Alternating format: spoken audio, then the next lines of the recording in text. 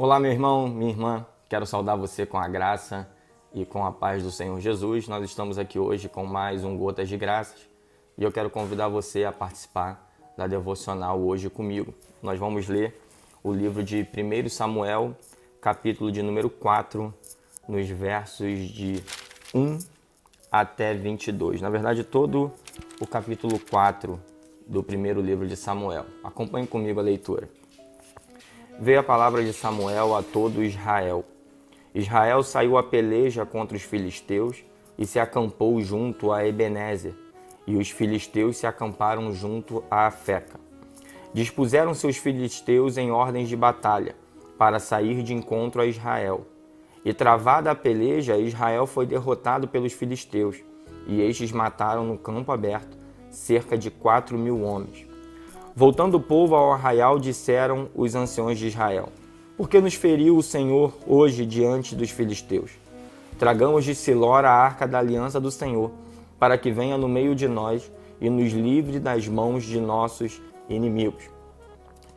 Os filisteus eles vão aparecer no Antigo Testamento como um dos povos adversários do povo de Deus. E aqui o que nós acabamos de ler é que eles se colocam no fronte de batalha, Israel de um lado, filisteus do outro, e na luta o exército de Israel ele acaba perdendo, cerca de 4.000 homens morreram. Então eles têm a seguinte ideia: nós perdemos essa guerra porque o Senhor não estava no nosso meio. E havia no Antigo Testamento um utensílio do tabernáculo, e posteriormente vai ser do templo também, que representava a presença do Senhor no meio do povo, que era a Arca da Aliança. Então, os anciões fazem o seguinte: vamos até Siló, vamos trazer a Arca da Aliança para o arraial e assim a gente vai vencer a guerra. E eles fazem isso. Verso 4. Mandou, pois, o povo trazer de Siló a Arca do Senhor dos Exércitos, entronizado entre os querubins. Os dois filhos de Eli, Hofni e Finéias, estavam ali com a Arca da Aliança de Deus. Então, o Hofni e o Finéias, que eram filhos do sacerdote Eli, eles vêm de Siló com a Arca da Aliança para trazer ela junto para o campo de batalha. Só que aí tem um problema. Olha só. Quando eu vou lá no segundo capítulo do livro de 1 Samuel, a partir do verso 12, olha o que diz a respeito desses filhos de Eli que estavam trazendo a Arca da Aliança. Eram, porém, os filhos de Eli, filhos de Belial, e não se importavam com o Senhor. Belial é um homem cruel, homem violento, homem sem valor. Então, os filhos de Eli, que eram filhos de sacerdote, que eram para ser conhecidos como filhos de Deus, estavam sendo conhecidos como os filhos de Belial, né? Verso 13. Pois o costume daqueles sacerdotes com o povo era que, oferecendo alguém sacrifício, vinha um moço do sacerdote, estando-se cozendo a carne, com um garfo de 3 dentes na mão, e metia na caldeira ou na panela, ou no tacho ou na marmita, e tudo quanto o garfo tirava, o sacerdote tomava para si. Assim se fazia a todo Israel que ia ali a Siló. Também antes de se queimar a gordura, vinha o moço do sacerdote e dizia ao homem que sacrificava: dá essa carne para assar o sacerdote, porque não aceitará de ti carne cozida senão crua. Se o ofertante lhe respondia: queime-se primeiro a gordura, e depois tomarás quanto quiseres, então ele lhe dizia: não, porém hás de mandar agora, senão tomá-lo-ei à força.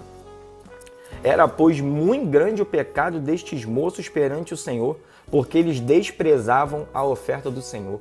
Então o sacrifício era uma oferta a Deus, havia sim uma parte daquilo que era oferecido, que cabia ao sacerdote, mas haviam critérios para aquilo.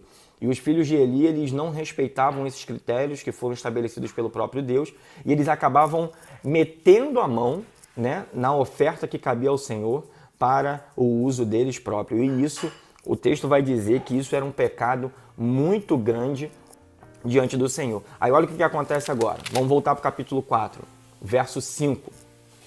Sucedeu que, vindo a Arca da Aliança do Senhor ao arraial, rompeu todo Israel em grandes brados e ressoou a terra. Então a Arca da Aliança estava chegando no arraial, o exército que estava ali acampado, eles começam a ficar alegres, começam a dar gritos de júbilos, porque na cabeça deles, agora o Senhor está junto conosco e nós vamos vencer os filisteus. Verso 6. Ouvindo os filisteus a voz do júbilo, disseram: que voz de grande júbilo é esta no arraial dos hebreus?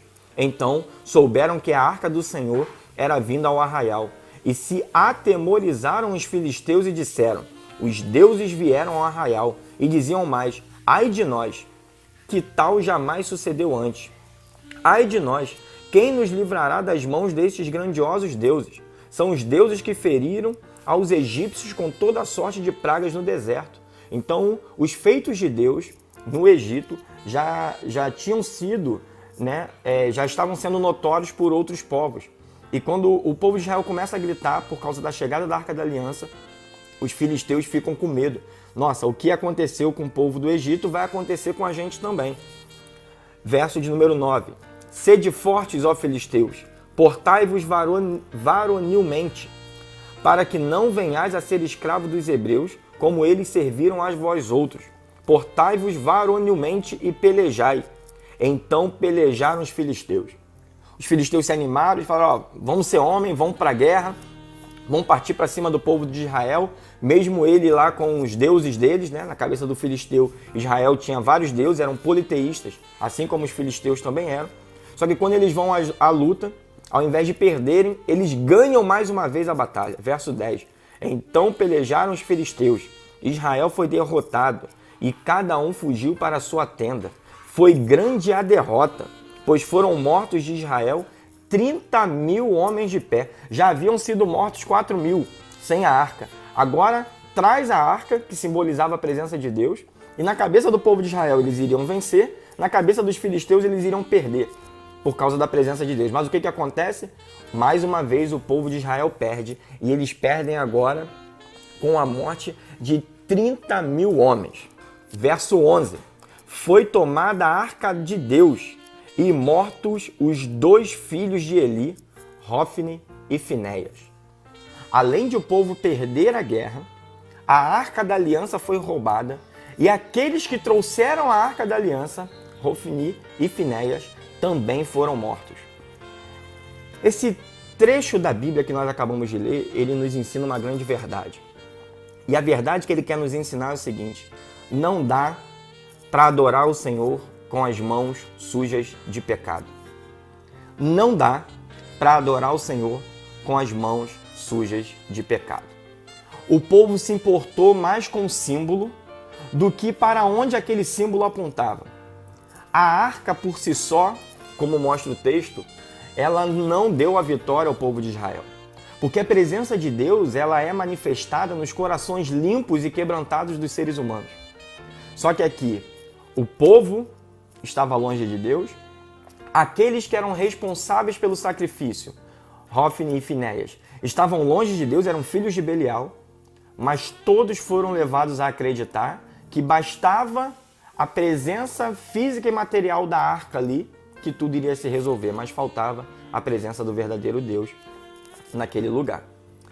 Primeiro ensinamento que a gente tem que ter nessa manhã a partir desse texto.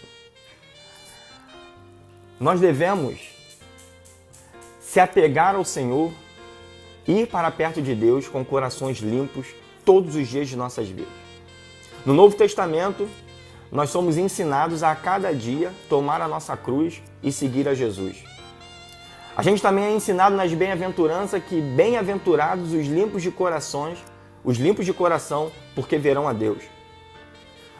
Todos os dias de nossas vidas, nós precisamos confessar os nossos pecados, nós precisamos nos limpar, nós precisamos nos santificar para que a presença do Senhor seja manifesta em nossa vida.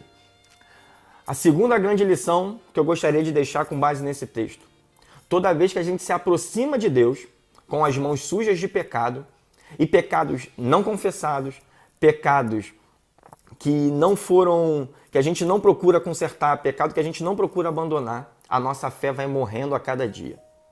Se aproximar de Deus para adorá-lo, mas também conivente com o pecado, é um passo mais para a morte do que para a vida. Vocês devem lembrar, Levítico capítulo de número 10, a história dos filhos de Arão, que também eram filhos de sacerdote, Nadab e Abiú. Eles foram até o tabernáculo para oferecer o sacrifício. E Levítico capítulo 10, verso 1 e 2 vai dizer o seguinte: e Nadab e Abiú ofereceram fogo estranho ao Senhor e morreram. Quem diz a maneira que Deus deve ser adorado é o próprio Deus, não somos nós seres humanos. E Deus quer ser adorado em espírito e em verdade. Deus quer que sejamos santos. Deus quer que a gente se aproxime dele com os corações limpos e abertos para receber a santa presença dele. Então, se aproximar de Deus em pecado é caminhar mais para a morte do que para a vida. E em terceiro lugar, talvez você está aí com alguma dificuldade na fé, praticando algo que desagrada ao Senhor, e isso tem carregado o seu coração de culpa, isso tem enchido o seu coração de sujeira. A Bíblia também nos diz que nós temos um advogado no céu. Nós temos alguém que se chama Jesus Cristo, que toda vez que a gente chega a Ele com o coração aberto, com o coração limpo, querendo o perdão dos nossos pecados, Ele nos perdoa e Ele nos purifica de todo o pecado. Adore o Senhor todos os dias da sua vida, mas adore o Senhor em santidade. Busque a presença de Deus todos os dias da sua vida, mas busque a presença de Deus sem a presença do pecado na sua vida. Creia no Senhor Jesus a cada dia da sua vida, para que assim a presença dele seja manifesta em você, manifeste através de você e que outras e mais pessoas venham entender que nós temos um Deus vivo e verdadeiro através da sua vida e através da minha vida. Que Deus te abençoe, tenha um ótimo dia na presença do Senhor.